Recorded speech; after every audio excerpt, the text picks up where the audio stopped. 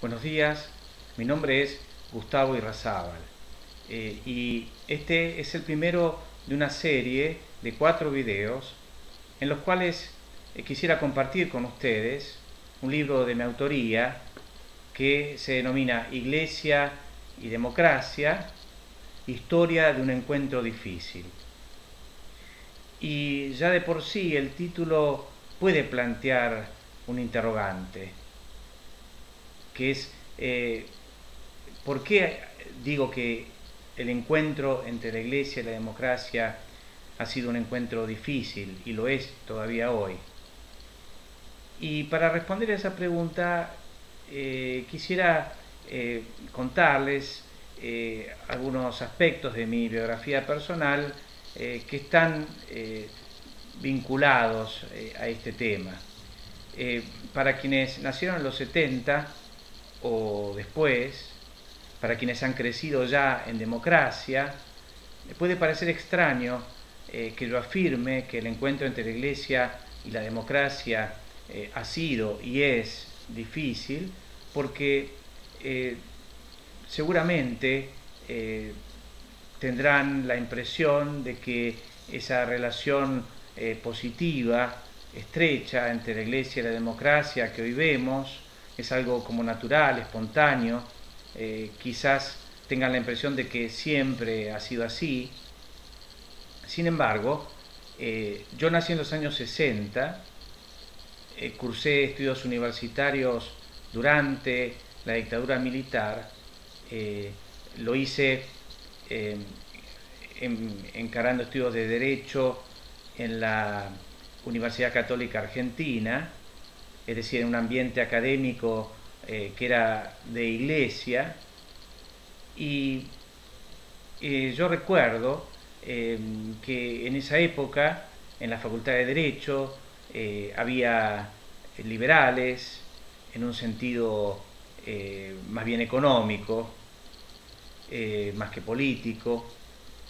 Por otro lado, había nacionalistas, eh, y ninguno de los dos grupos era particularmente afecto a la idea de la democracia política.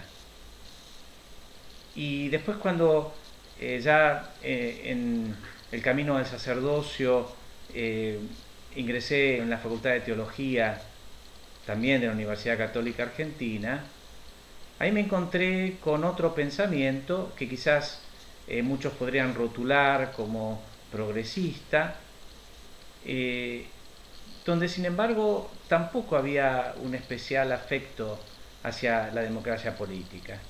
Y acá quiero aclarar de entrada que cuando hablo de democracia política me refiero a la democracia republicana, fundada en el Estado de Derecho, es decir, en el gobierno de la ley, con una constitución como ley suprema, que consagra los derechos fundamentales, que organiza en sus rasgos fundamentales el Estado, aplicando el principio de la división de poderes.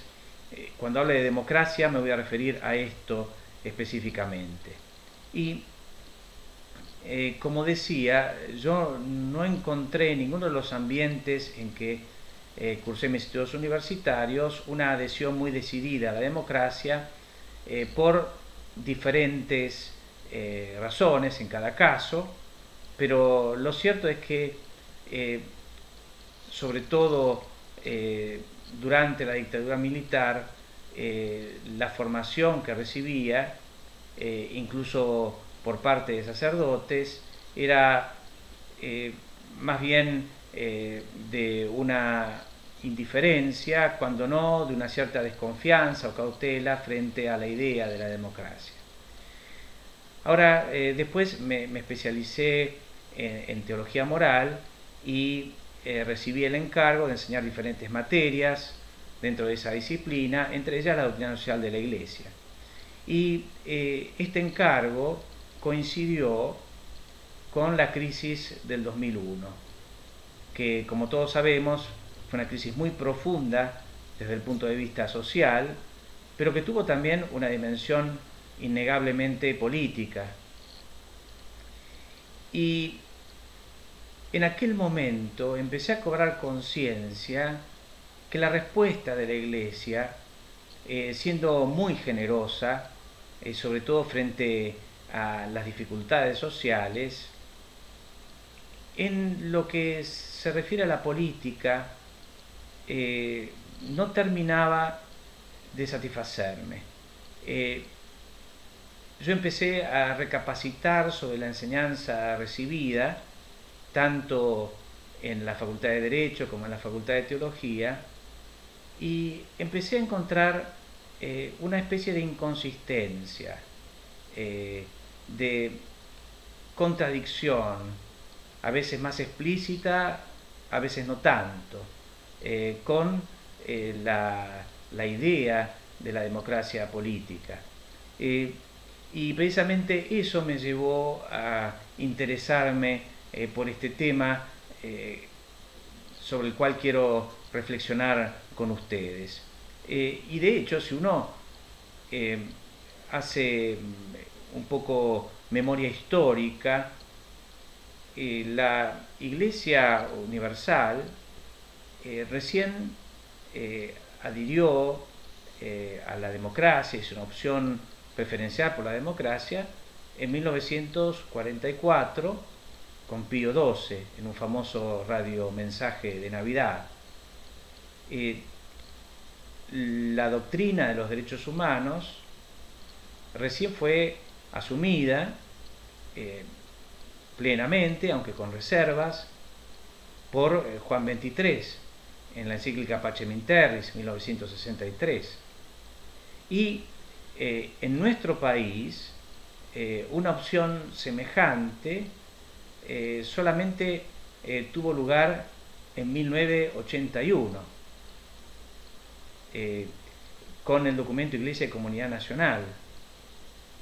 Por lo cual uno puede plantearse algunos interrogantes. ¿Por qué este reconocimiento de la democracia política fue tan tardío en el magisterio universal y en el magisterio de nuestra iglesia local? ¿Qué conflictos hubo detrás?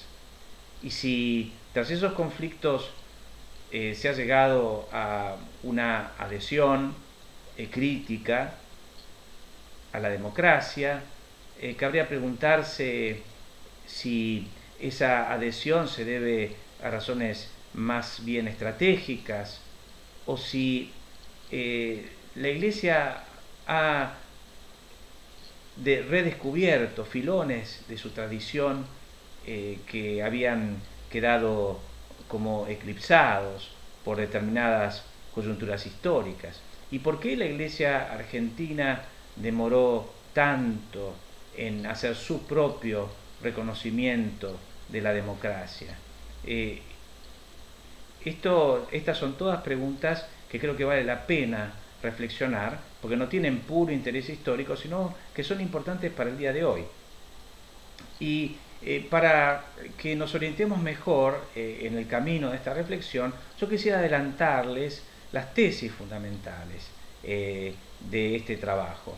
La primera de todas es que entre la Iglesia y la democracia no solo no hay una contradicción intrínseca, sino que la democracia es un fruto histórico de la eficacia del Evangelio.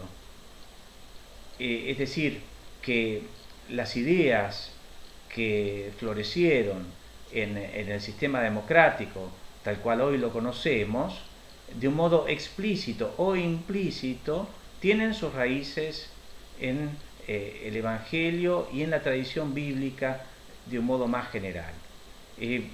Lo segundo que voy a proponer es que el Evangelio es un aporte de novedad absoluta en este tema al plantear la autonomía de lo religioso respecto de lo político y la primacía de lo espiritual sobre lo temporal. De manera que este planteo de autonomía recíproca, que llamaré en adelante el dualismo cristiano, es lo que permite fundar la idea de un poder político limitado y ordenado a la realización de ciertos valores superiores, que la política no se da a sí misma, sino que recibe. Y por lo tanto, voy a argumentar que el conflicto entre la Iglesia católica y la democracia en el siglo XIX, sobre todo en el contexto de Europa continental, se ha debido a coyunturas ideológicas, históricas, pero que no responden a razones intrínsecas.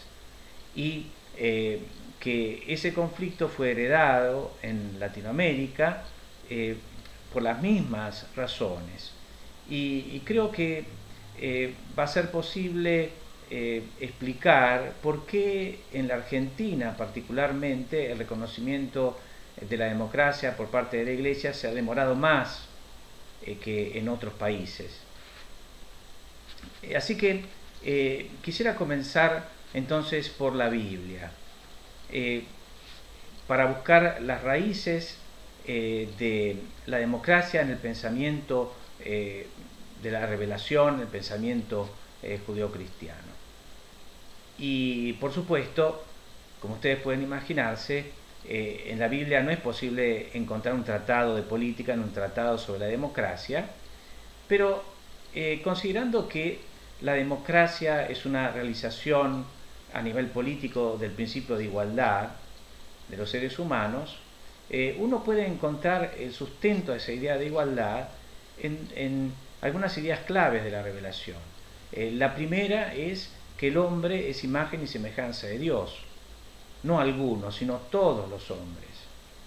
Todos los hombres son iguales en dignidad, es decir, no hay nadie que por naturaleza esté destinado a gobernar y nadie que por naturaleza esté destinado solamente a obedecer. Y esta idea de la igualdad fundamental de los hombres como imagen y semejanza de Dios se vincula a la idea de el Dios único y trascendente, del cual reciben los seres humanos esta imagen y semejanza. Y obviamente esta idea de el hombre imagen de Dios, de este Dios único, trascendente, que en el Evangelio se revelará como nuestro Padre, está profundamente vinculada al concepto de creación. Creación significa esencialmente que Dios es Dios, solamente Él, y que el mundo no es Dios. Por lo tanto, todas las realidades de este mundo son realidades creadas, y esto incluye al poder político.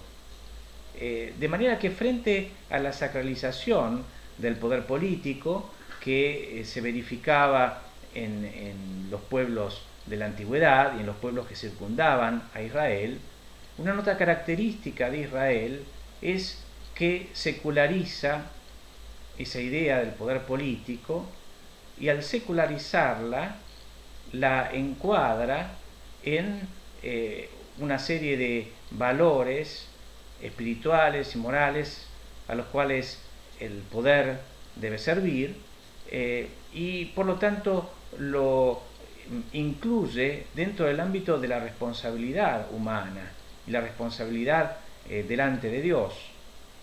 Y esto permite a la Biblia hacer una reflexión racional y crítica sobre el poder político, a veces de un modo más implícito, a veces de un modo más explícito, pero que podemos encontrar claramente reflejada en los relatos de la historia de Israel. En ese sentido, yo quisiera tomar solamente uno de los muchísimos aspectos que podríamos desarrollar, que es cómo Israel, cuando entra en la tierra prometida, después de la liberación de Egipto, no tiene un rey, porque solamente Dios es rey. Y por lo tanto, las tribus se vinculan entre sí de una manera descentralizada, y cuando surge una emergencia nacional, debido, por ejemplo, a el ataque de algún pueblo enemigo, Dios suscita un liberador, un juez que cumple su misión y después vuelve al llano. Pero esto no se pudo mantener para siempre.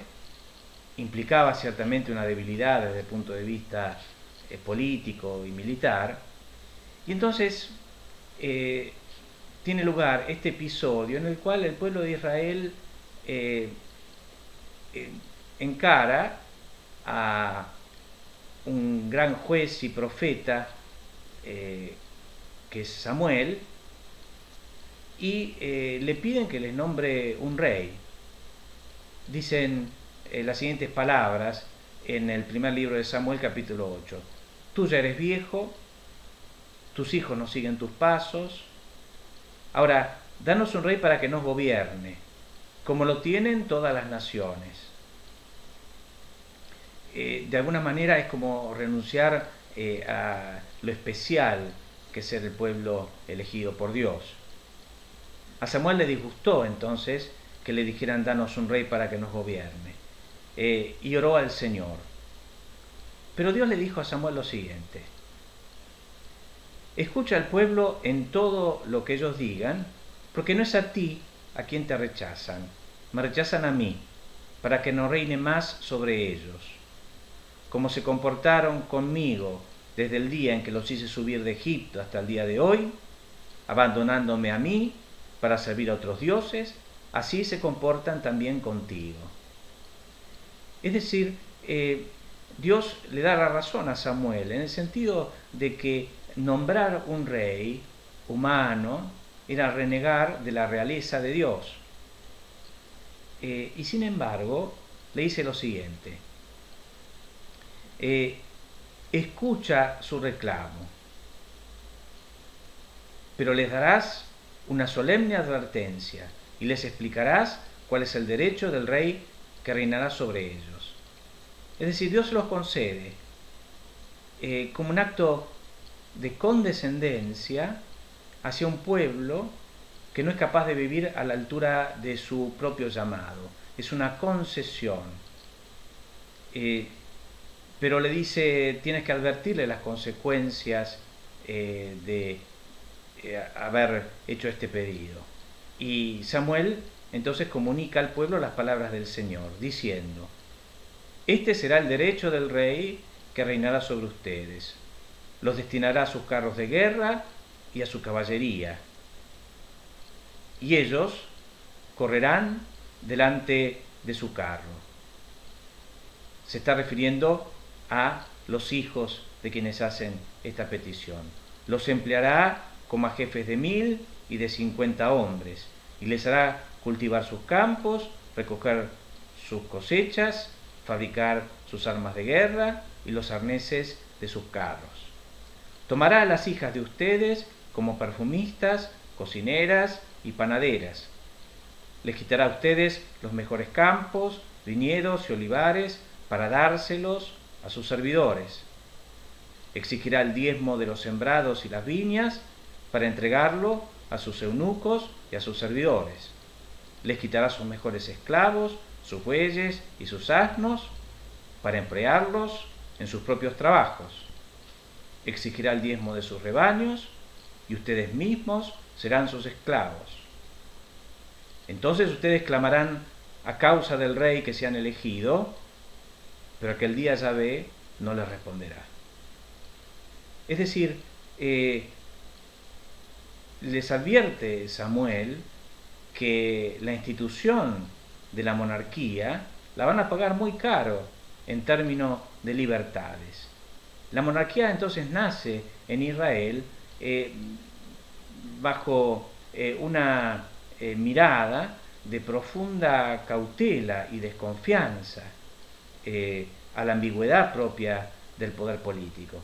pero los reyes que se nombren no iban a ser reyes absolutos, sino que iban a estar limitados por la ley. Y en efecto, en el libro del Deuteronomio encontramos en el capítulo 17, versículo 16, la ley del rey, que es un verdadero antecedente de las constituciones.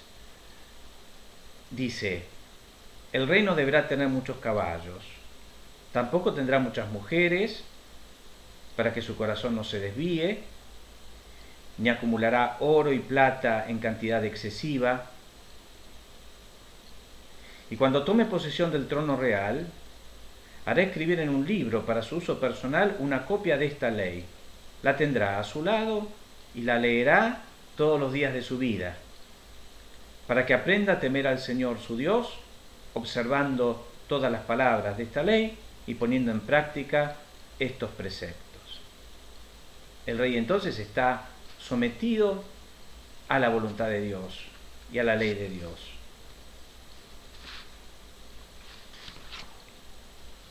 Entonces, esta ley le prohíbe al rey multiplicar sus caballos, el tema del ejército, de las ambiciones militares, multiplicar sus esposas, porque eso significa alianza con potencias extranjeras, el peligro de la idolatría, multiplicar su oro, oprimiendo al pueblo con impuestos, ambicionando conquistas. Todas instrucciones entonces que apuntan a la idea de un Estado limitado, que está al servicio del pueblo, y no al servicio de un proyecto personal o grupal de poder. Es el primer caso en la historia en que un pueblo es limitado en su poder por un decreto de su propio Dios. Ahora, si bien el rey David, que quedó como el modelo ideal del rey, no fue un rey perfecto, su hijo Salomón fue el que sistemáticamente transgredió todas estas directivas de la ley, porque tuvo efectivamente muchos caballos, muchas mujeres y mucho oro, como el texto bíblico con toda intencionalidad relata. Y por eso cayó en todo tipo de excesos, sobre todo el abuso del poder. Y cuando murió Salomón y fue sustituido por su hijo Roboam, su hijo fue a Siquem para ser coronado como rey. Y en esa situación, las tribus del norte le plantearon un reclamo. Le dicen en el primer libro de los Reyes, capítulo 12, tu padre hizo muy penoso nuestro yugo. Alivia tú ahora la dura servidumbre y el penoso yugo que él nos impuso, y te serviremos a ti. Él les replicó, váyanse y vuelvan a verme dentro de 3 días. Y entonces cuenta la historia que primero Roboam consultó a los ancianos que habían asesorado en vida a su padre Salomón.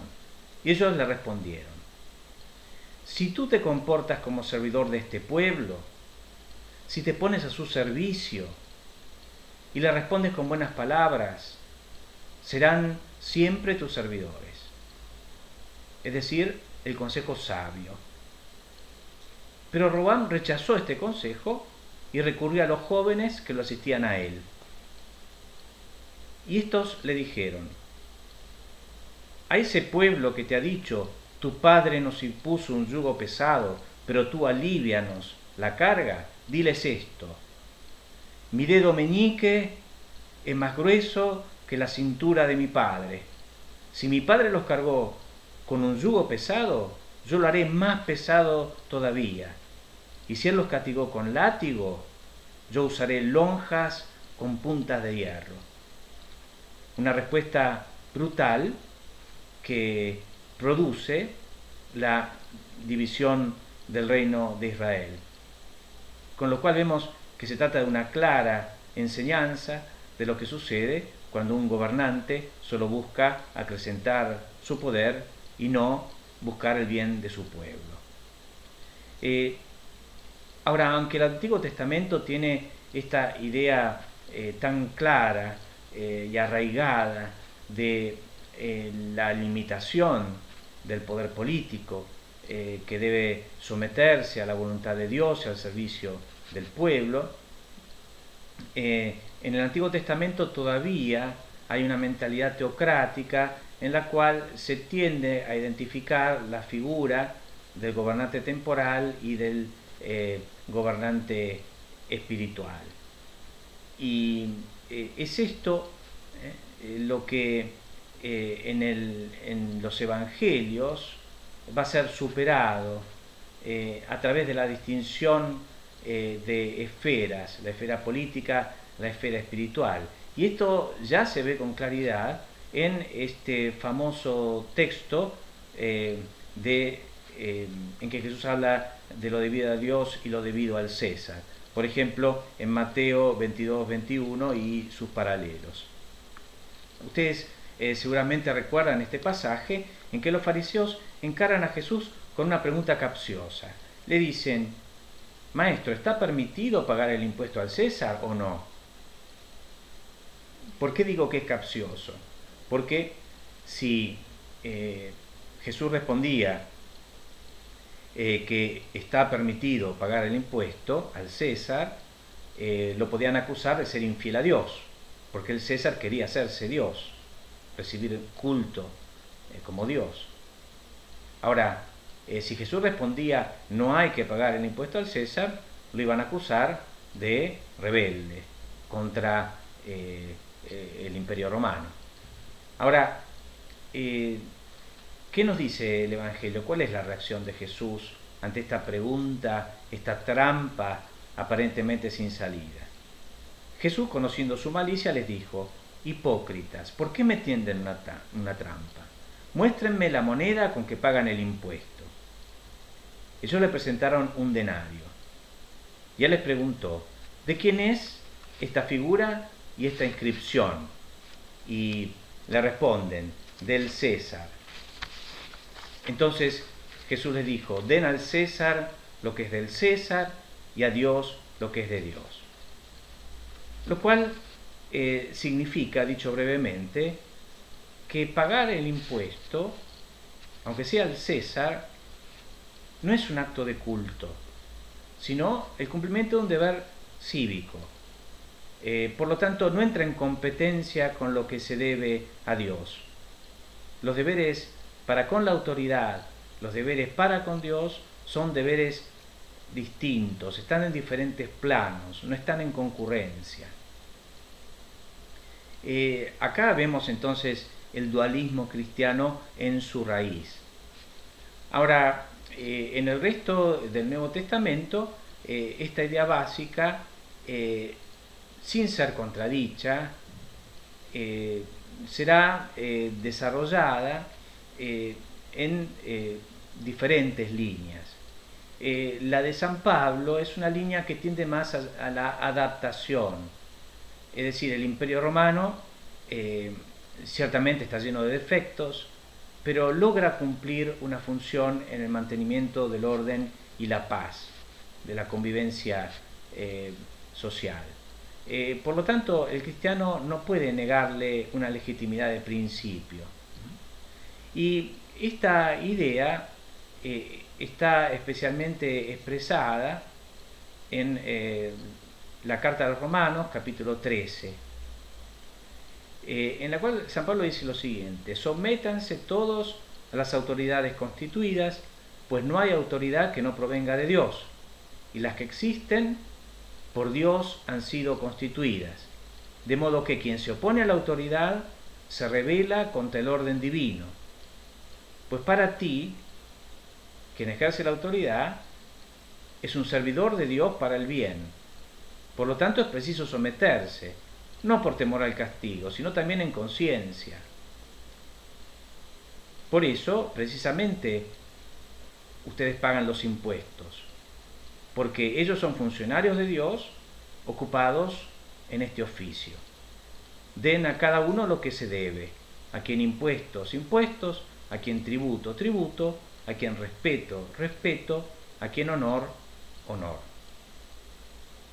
Este pasaje fue utilizado muchas veces ideológicamente para significar que el gobernante recibe directamente un poder de Dios, o que el gobernante ha sido elegido directamente por Dios. Pero lo que dice San Pablo acá es que la existencia de una autoridad responde al orden querido por Dios. Pero esto no significa que la obediencia sea una cosa absolutamente incondicional. La obediencia en conciencia se debe al gobernante en la medida que ejerza su poder dentro de los límites legítimos. Esto es claro en el texto y así debemos entenderlo. Ahora, frente a esta corriente que llama a la adaptación a la realidad de este mundo, con sus cosas positivas y sus límites, tenemos el planteo más radical del Apocalipsis, que cuando habla de las bestias de la tierra, la bestia del mar, se está refiriendo de una manera o de otra al poder político divinizado, el poder del emperador, y llama a los cristianos a no ceder a la tentación de reconocer esa pretensión divina y dar culto al emperador. Llama entonces a resistir esa pretensión a una costa del martirio. Pero como vemos son variantes debidas a contextos históricos, pero que no contradicen la verdad fundamental que es la distinción entre la esfera espiritual y la esfera política, con la supremacía de la esfera espiritual, supremacía en un sentido espiritual. Por eso los cristianos en el imperio no adoptaron una actitud contestataria de la legitimidad de la autoridad política, sino que reclamaban simplemente la libertad religiosa. Y si sufrieron persecuciones los cristianos en los 3 primeros siglos, no fue porque se negaran a reconocer la autoridad del emperador, sino que se negaban a reconocer su pretensión divina y se negaban a dar culto al emperador. Y por supuesto esta negativa se fundaba en una pretensión de verdad. El cristianismo enarbolaba una pretensión insólita que era la de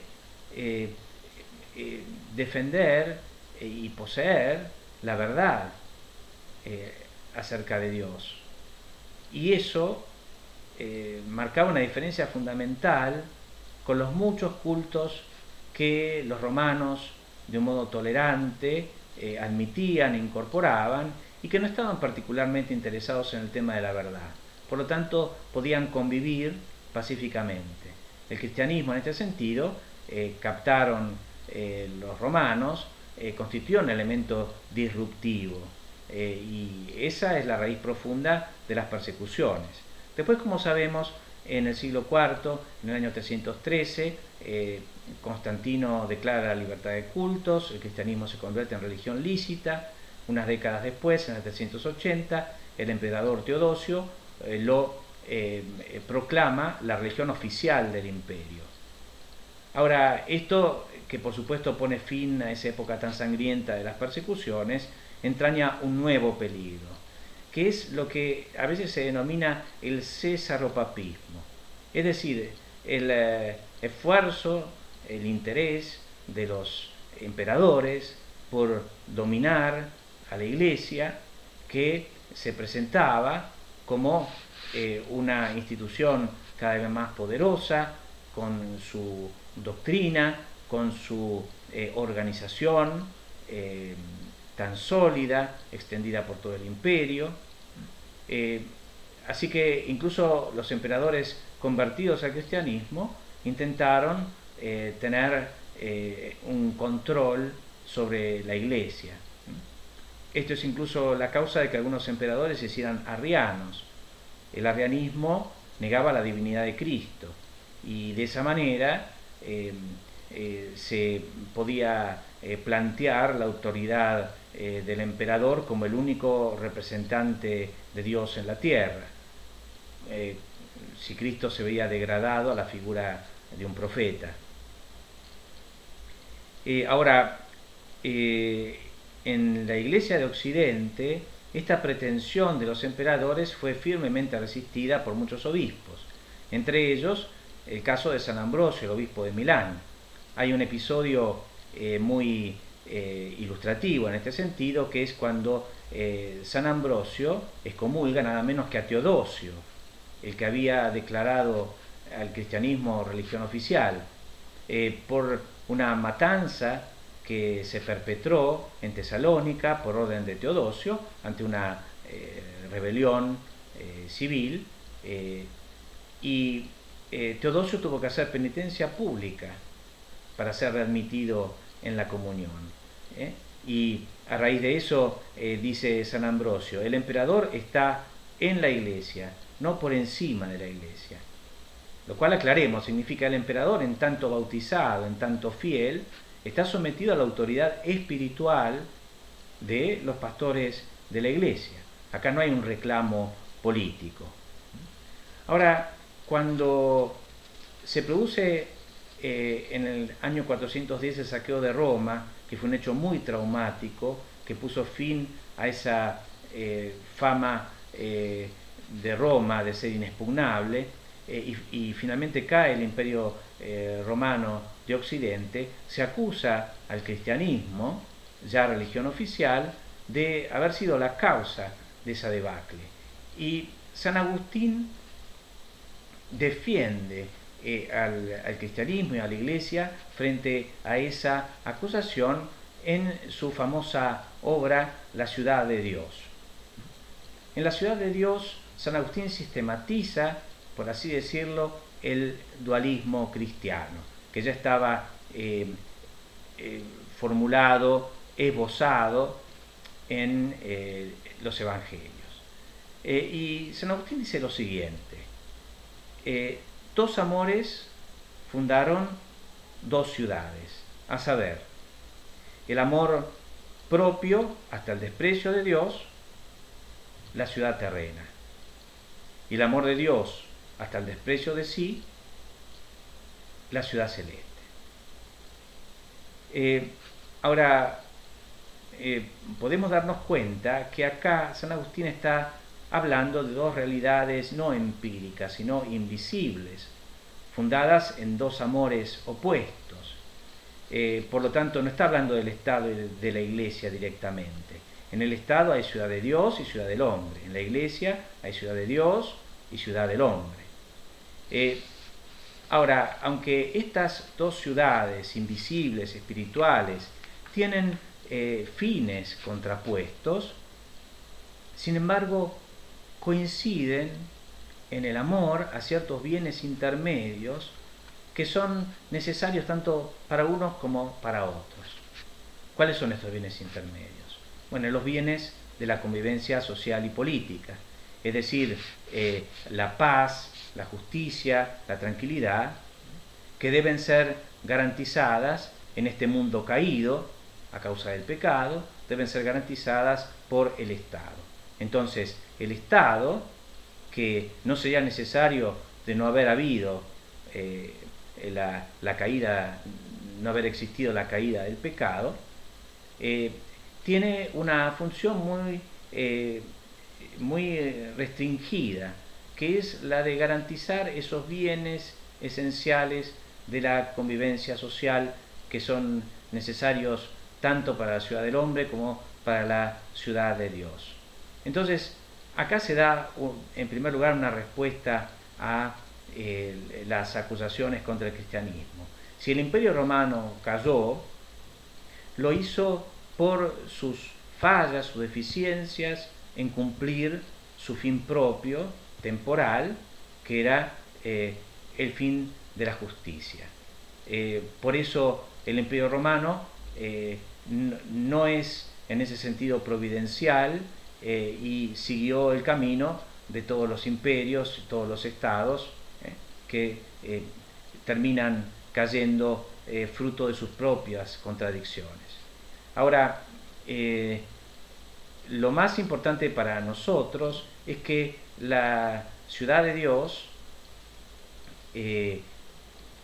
establece claramente esta distinción de esferas al decir que el Estado debe ocuparse del fin temporal, mientras que la Iglesia se ocupa del fin espiritual, trascendente. Ahora, este dualismo podría realizarse en la práctica, sería posible mantenerlo. Bueno,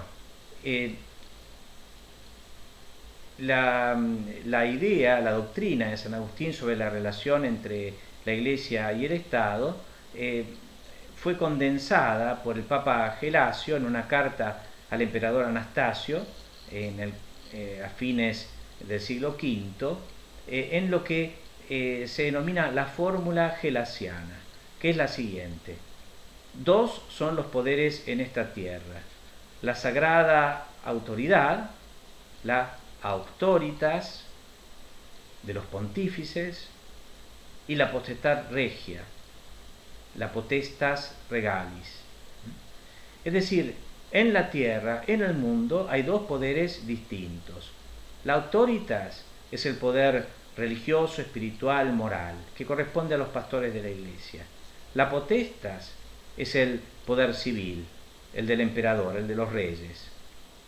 Y en un sentido espiritual, la autoritas tiene primacía sobre la potestas. Lo cual, repito, significa que los gobernantes temporales, en cuanto bautizados, están sometidos a los pastores. Pero